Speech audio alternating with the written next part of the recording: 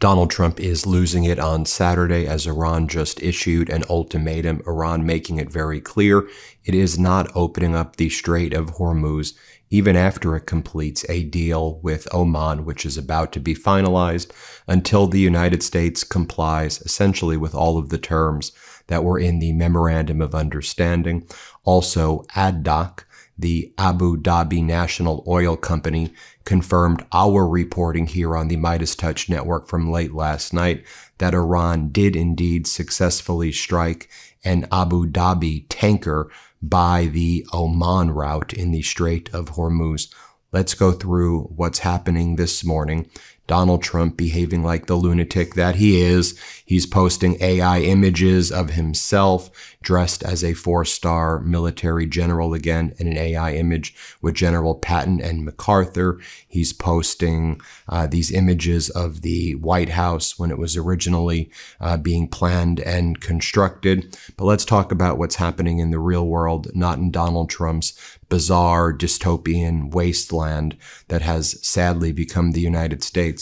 Iran's Foreign Minister Araghchi said the following moments ago about Iran's negotiations with Oman. The negotiations are ongoing, and given the technical complexities, a temporary route is currently being worked out. In my view, says Araghchi, we are very close to reaching a final agreement with Oman. The United States has nothing to do with this agreement at all. We just need to be very clear about that. However, this step should not be interpreted as reopening the Strait of Hormuz, right? That's what is going on in propaganda media here in the United States. That's what Donald Trump and J.D. Vance and others in the despicable Trump regime are trying to do. They want to manipulate the markets and take credit for Iran's deal with Oman and then claim, aha, the strait is open. And J.D. Vance moments ago was on state regime media because he needs to continue to manipulate the markets and continue the Ponzi scheme. So I'll show you what he just said in a moment as well. Going back to Araghchi, again, Araghchi, the foreign minister of Iran, said, don't interpret at all what we are doing with Oman as reopening the Strait of Hormuz. The reopening of the Strait of Hormuz is contingent on other conditions, including the United States making amends for its violations of the Memorandum of Understanding. Then Iran, through the secretary of its Supreme National Council, the group closely linked with the Ayatollah, and this is reflecting at the highest level of Iran's decision-making what the final ultimatum is. Here's what it says.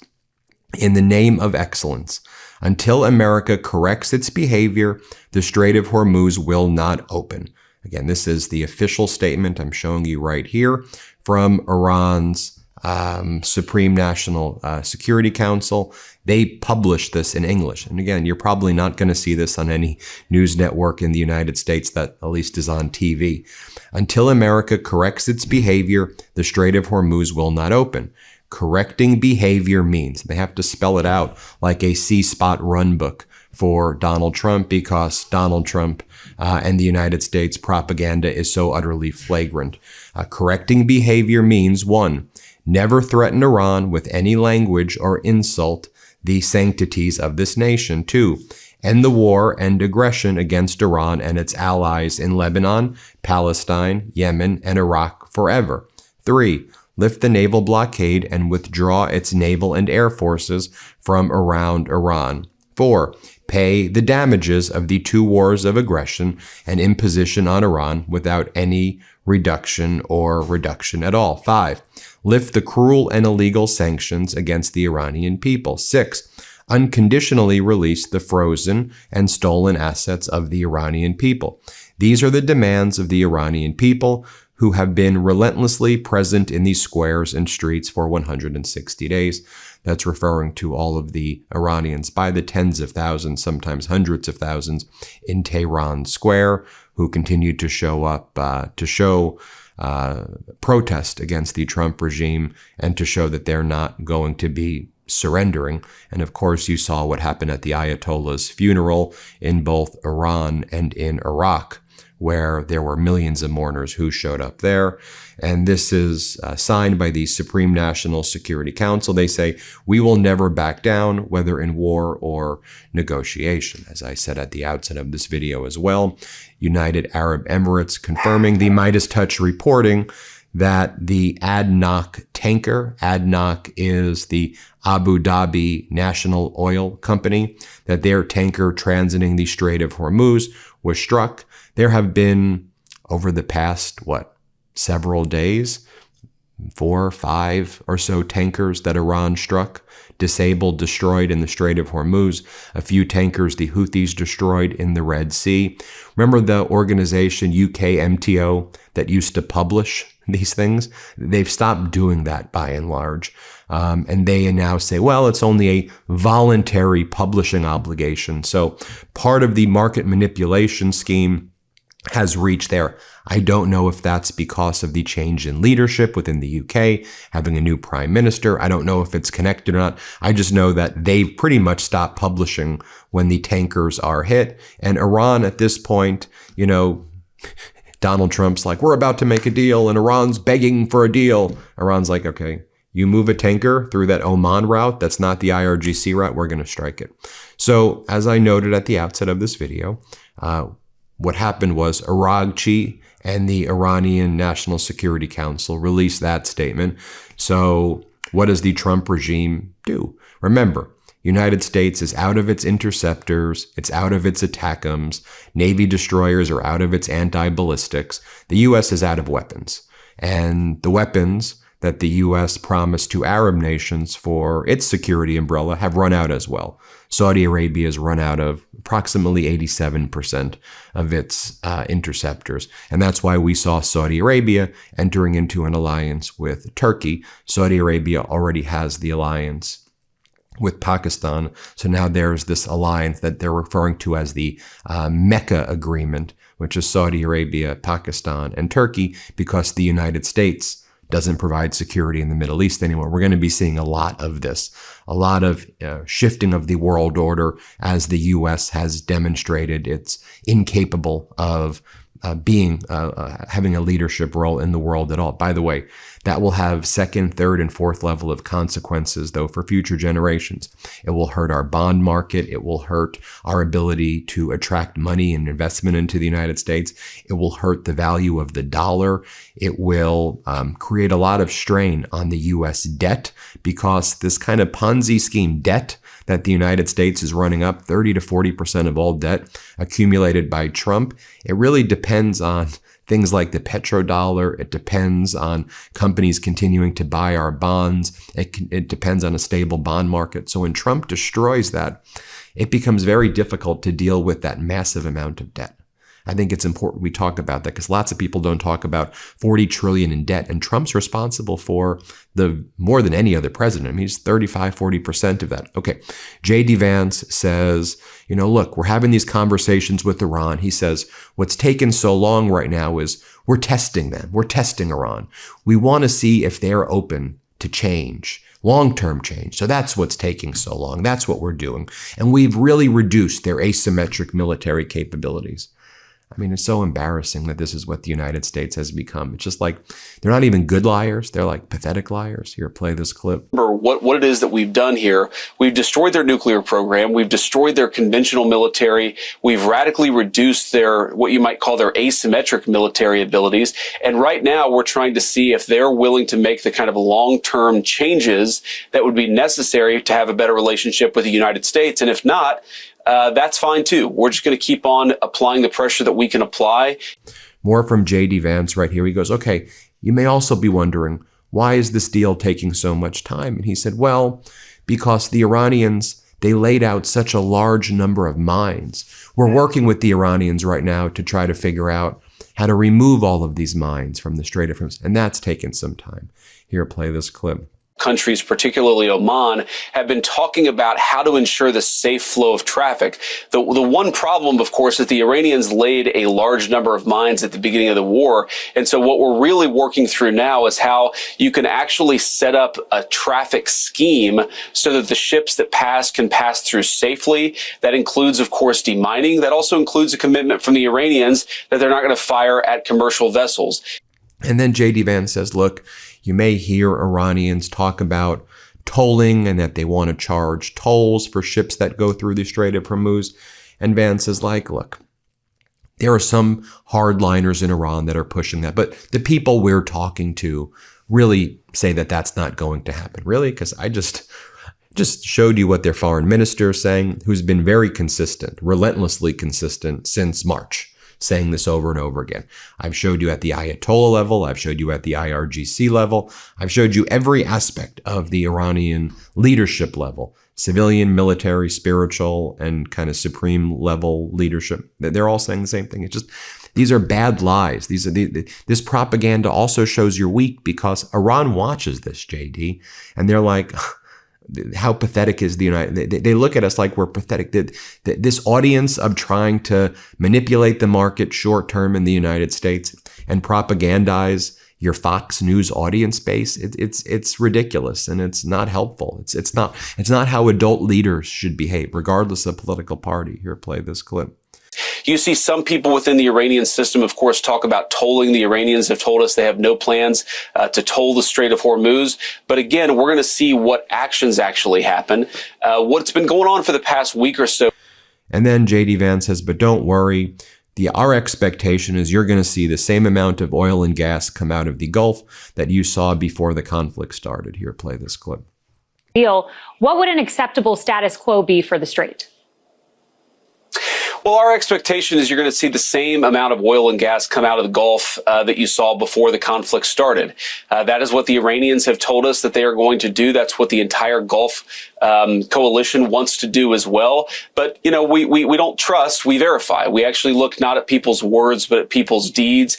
And I want to contrast that, though, with what Treasury Secretary Bessent said yesterday, because Bessent said the Strait of Hormuz is just a body of water and we don't need it. We're going to build all of these pipelines, so we're not even going to need the Strait of Hormuz anymore.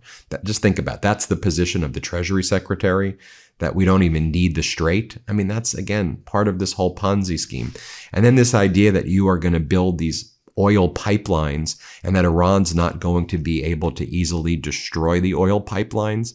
You know, you again are operating from a position of ignorance. It'll be easy to destroy the pipelines and it costs billions of dollars to construct.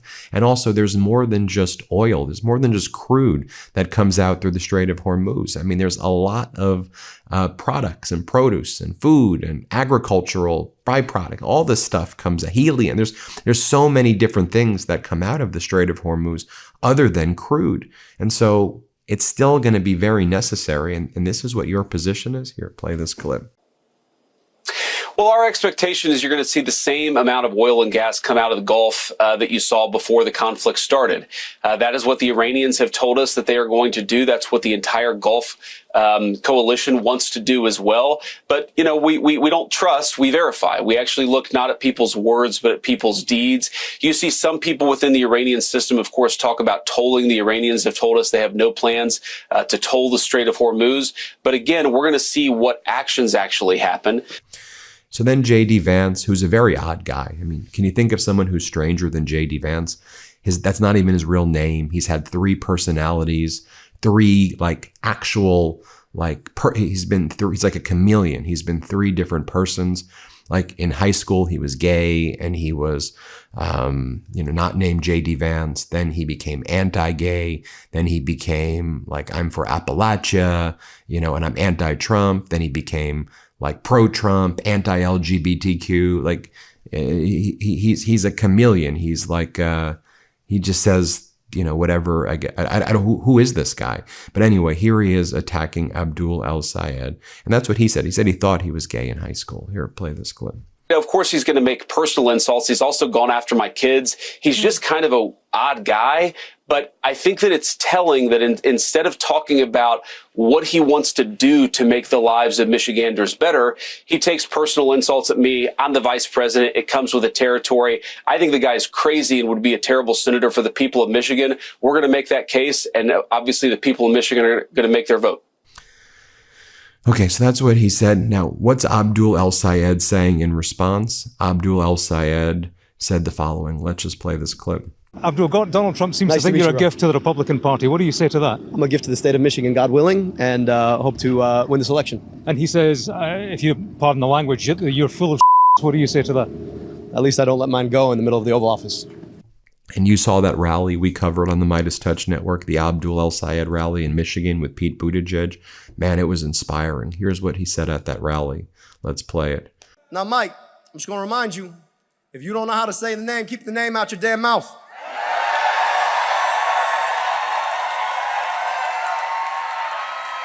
Or just call me Abdul.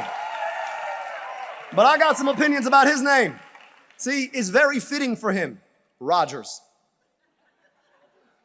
Because that's his answer every time a corporation or Donald Trump tells him to do something. Mike, we need you to put a data center in the backyard. Roger. Mike, we need you to hike their prescription drug prices. Roger. Mike, we need you to rubber stamp this war we shouldn't be fighting. Roger. Mike, and this one's Donald Trump. I need you to lick these boots. Roger.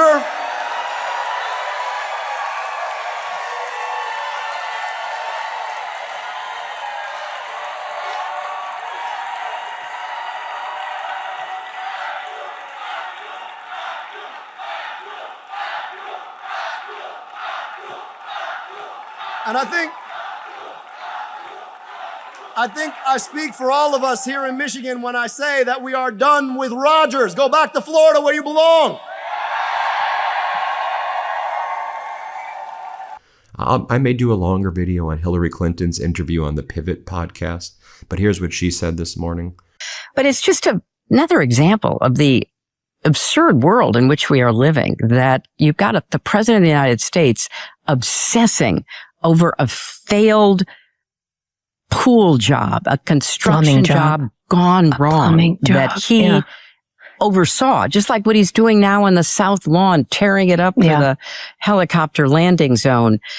Right. I mean, honestly, the guy is so out of it right now, unhinged, obsessed and focused on all the wrong things. Maybe we should be happy he's messing around with the reflecting pool and, not starting another war somewhere else. More from Hillary Clinton here. I thought this was really on point. Let's play it. When I was in Baghdad after the fall of Saddam Hussein, I had meetings. I was then a senator. I had meetings in some of his palaces, and they were quite reminiscent of what we are seeing in our own White House. It's just insane. Is that hard for you to watch? It's or just sad. You're like, I'll take down the gold? It's sad to me. It's sad that it's so tackied up, and it's a reflection of, his narcissistic personality and his need to feel important, including sticking gold embellishments all over the walls of the Oval Office. I mean, I was in the Oval Office, under, I think Carter, Bill, obviously. Bush, that house. Obama, Biden, et cetera. And I'm looking at what he's doing to it. And this is a man who can't concentrate. This is a man whose mind apparently goes to where can I add more gold instead of how do I get out of Iran without looking like the loser that I am? We'll get to that. How do I begin to, deal with AI, which is a serious threat to our security, our labor force, and so much else? His mind is about what are these things that reflect my need to appear important. And so that's what he spends his time on. You should be the secretary of taking down the gold. Wouldn't that be a good idea? Yeah. Secretary of cleaning it up. And I want to highlight what Zoran Mamdani said this morning, because there's so much of this discourse out there that's trying to divide us and classify people. Oh, you're this, you're that, you're the other. Listen to what Mamdani says. Play this clip. If you think about this year called 2028, that's resonating with you as, oh, they could be a pretty good contender for the Democratic nomination for president. Is there anybody out there that's just, as you and your wife are sitting back talking about life and politics, anybody out there that says, oh, you're just sitting on the edge of Roosevelt Island right now, you just cast out, you're right, you're like, let me just fish. Because it can't be you, so like, is there anybody that you're like... First of all, not me. Of course not, yeah. I think we have a number of choices. I know that people are making their own choices of whether or not they want to run. What I'm hopeful of is we're seeing a lot of examples of what it can look like to have that focus on the working person. People who understand that affordability isn't just something you say, it's something you have to deliver.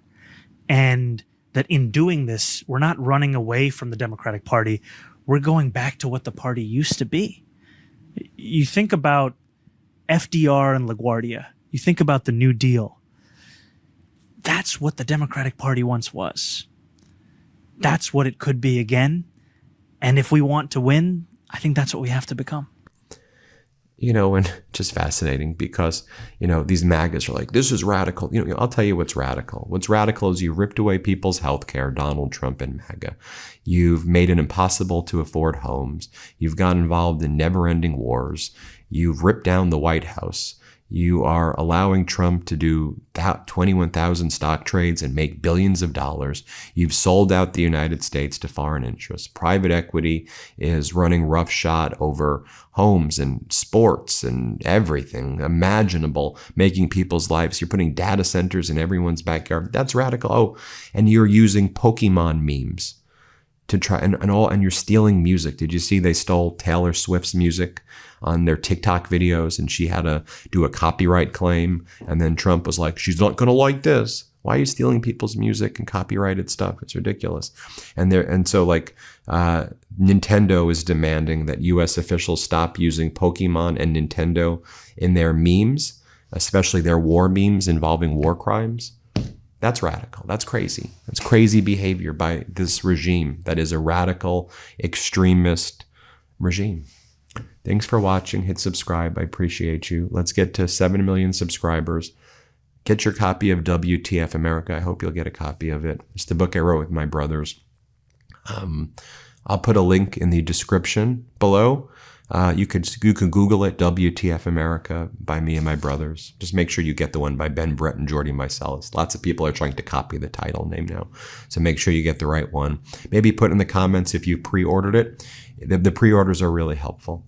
And we have a lot of momentum behind the book. And it's dedicated to you. It's about the Meidas Mighty. It's about this movement. It's about generational change. Okay. Thanks for watching. We appreciate you. Have a great day. Before you go, our book, WTF America, is available for pre-order now. It's the story of how we got here and how we fight our way back. To pre-order, scan the QR code or click the link in the description. Let's do this.